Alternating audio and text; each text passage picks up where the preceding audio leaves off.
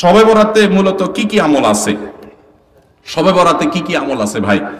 শবে বরাত উপলক্ষে ওই রাতে করার জন্য হাদিসে আলাদা করে এই আমল, এই নামাজ, এত সূরা, এতবার, এরকম কোনো কথা কোনো বিশুদ্ধ হাদিস দ্বারা প্রমাণিত না। কিন্তু আমরা অনেকে মনে করি শবে বরাতের নামাজ এত রাকাত, প্রথম রাকাতে অমুক সূরা এতবার, দ্বিতীয় রাকাতে তমুক সূরা অতবার, এরকম একটা গদবাদা সিস্টেম আমরা অনেকে বানাই নিছি না? এগুলোর কথা কোনো হাদিস দ্বারা কিন্তু প্রমাণিত না। হাদিসের নামে, ইসলামের নাম মন গড়া কিছু করলে সেটা কিন্তু জায়েজ হবে না। তাহলে আমি কি করতে পারি? মধ্য শাবানের রাত, যেটাকে আমরা শবে বরাত বলি, এই রাতে আল্লাহ তাআলা বান্দাদেরকে সাধারণ ক্ষমা ঘোষণা করেন। এই রাতের একেবারে কোনো মর্যাদা নাই, ব্যাপারটা সেরকম না। মর্যাদা হলো যে আল্লাহ তাআলা বান্দাদেরকে সাধারণ ক্ষমা ঘোষণা করেন। তবে যার ভিতরে অন্যের প্রতি হিংসা আছে, শত্রুতা আছে, তাকে আল্লাহ মাফ করেন না। আর যে শিরকে লিপ্ত, আল্লাহ তাকে মাফ করেন না। আপনি মাজারে সিজদা করেন আর শবে বরাতে সারা রাত মসজিদে সিজদা করতেছেন আর কান্নাকাটি করতেছেন, লাভ নাই, কারণ আপনি শিরকে লিপ্ত। শবে বরাতে সাধারণ ক্ষমা বা মধ্য শাবানের রাতের সাধারণ ক্ষমার মধ্যে আপনি পড়বেন না। এই জন্য শবে বরাতে আল্লাহ তাআলা সাধারণ ক্ষমা যদি আপনি পেতে চান, তাহলে আপনার কি করতে হবে?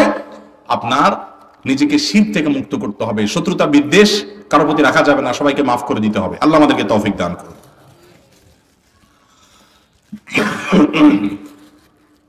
একটা মানুষ তার জীবনে প্রচুর পরিমাণ পাপ করেছে, যেমন শিরক, বিদআত, গোপন পাপ, প্রকাশ্যে পাপ, মানুষের সাথে জড়িত পাপ করেছে।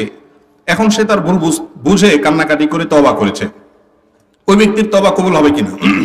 এই অবস্থায় যদি তার মৃত্যু চলে আসে, তাহলে কি তার মৃত্যুটা সহজ হবে না কঠিন হবে? ভাইরা আমার, আল্লাহ তাআলা ক্ষমাশীল। যত গুনাহ আপনি করেন, যদি আল্লাহর কাছে লজ্জিত হয়ে চোখের পানি ফেলে দিয়ে বলেন, আল্লাহ আমি আর করবো না, আমি ভুল বুঝতে পারছি, আল্লাহ, অনুতপ্ত হন এবং না করেন, আল্লাহ তাআলা সব মাফ করে দিবেন, সব মাফ করবেন। এমন একটা পাপ নাই পৃথিবীতে যে পাপ ক্ষমার অযোগ্য। এমনকি শিরক করেছেন, মাজারে সিজদা করেছেন, এখন ভুল বুঝতে পেরে লজ্জিত হয়ে বলছেন, আল্লাহ মাফ করে দাও, আর করবো না, আল্লাহ তাআলা মাফ করবেন ইনশাআল্লাহ। আল্লাহ ওয়াদা করেছেন। আল্লাহ বলেছেন, তুবু ইলাল্লাহি জামিআন আইয়ুহাল মুমিনুন, হে ঈমানদাররা, তোমরা সবাই আল্লাহর কাছে তওবা করে ফিরে আসো। লা তাকনাতু মির রাহমাতিল্লাহ, আল্লাহর রহমত থেকে নিরাশ হয়ো না। ইন্নাল্লাহা ইয়াগফিরুদ দুনুবা জামিআ, আল্লাহ সব গুনাহ মাফ করে দিবেন, কিন্তু ক্ষমা চাইতে হবে। আল্লাহ আমাদেরকে ক্ষমা চাওয়ার তৌফিক দান করুন। সকল গুনাহ আল্লাহ তাআলা মাফ করে দিবেন, কিন্তু বান্দার হক মেরে দিয়েছেন, টাকা নষ্ট করেছেন, মানুষের হক খেয়ে ফেলেছেন, তাহলে সেই গুনাহ কিন্তু আল্লাহ রাব্বুল আলামিন, আপনি ওই আল্লাহর কাছে যদি মাপ চাইলে মাফ হবে না। আল্লাহর কাছে মাপ চাইতে হবে, আবার বান্দার হক ফেরত দিতে হবে। সারা জীবন মানুষের পকেট কেটে, মানুষের কলিজা কেটে, রক্ত চুষে, টাকা কামাই করে লাখপতি কোটিপতি হয়ে, এবার বুড়ো বয়সে মসজিদে, মাদ্রাসায়, মাহফিলে হুজুরদেরকে দান সাদাকা টাকা পয়সা দিয়া চারপাশে, এবার হাজী সাহেব গাজী সাহেব ছেড়া মক্কা শরীফ যাইয়া উমরা করে, হজ করে, দায় রেখা, আপনি লম্বা জুব্বা নিয়া, তসবিহ নিয়া, জানামাজে বসে এবার আল্লাহওয়ালা হয়ে গেছেন। আর সারা জীবন মানুষের পকেট কাটছেন, জীবন ধ্বংস করছেন, আত্মসাৎ করছেন, ঘুষ খাইছেন, দুর্নীতি করছেন। মনে রাখবেন, এই ইবাদত বন্দেগী সেগুলা কিন্তু কাটাকাটি হবে না, সেগুলা কাটাকাটি হবে না। আমরা অনেকে মনে করি যে আরে জোয়ান বয়সে এগুলা কামাইনি, এই শেষ বয়সে এসে ফেরেশতা সেজে যাব। আপনি ফেরেশতা সেজে গেছেন, আমি চিনবো না, আমি দেখবো মাশাআল্লাহ কি সুন্দর দাড়ি, হাজী সাহেব গাজী সাহেব মাশাআল্লাহ, নারে তাকবীর, আলহামদুলিল্লাহ, কিন্তু আল্লাহ কিন্তু জানে আপনি কি করে আসছেন। তাহলে কি করতে হবে? যাদের হক মেরেছেন তাদের হক তাদেরকে ফেরত দিতে হবে। তাদেরকে যদি খুঁজে না পাওয়া যায়, তাদের তরফ থেকে দান করে দিতে হবে। এরপর আল্লাহর কাছে মাপ চাইবেন, মাফ হবে। বান্দার হক খুব ডেঞ্জারাস। আল্লাহ তাআলা আমাদেরকে বোঝার তৌফিক দান করুন। শবে বরাত নিয়ে আমাদের মধ্যে ভুল ধারণা আছে, এমনকি 12 রাকাত নামাজ পড়ার নিয়ম আছে, এমন সঠিক কিনা?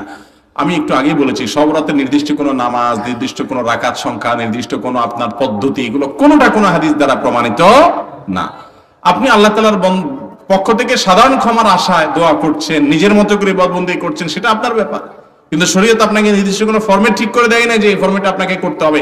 আমরা অনেকেই 5 ওয়াক্ত নামাজের খোঁজ খবর নাই, কিন্তু শবে বরাতের নামাজের রাকাত সংখ্যা, পদ্ধতি, এগুলো আমাদের মুখস্থ এবং খুব প্র্যাকটিস করি। এর অন্যতম কারণ হলো আমরা মনে করি ওই রাত্রে ভাগ্য ঠিক হয়। অতএব এই রাত্রে যদি আল্লাহর কাছে একটু দোয়া দরুদ করে নামাজ কালাম পড়ে ভাগ্যটা নিজের পক্ষে করে নেওয়া যায়, তো আবার আগামী 1 বছর যা মনে চায় করব। বাংলাদেশের সবচেয়ে বেশি মানুষ মসজিদে আসে কোন রাতে?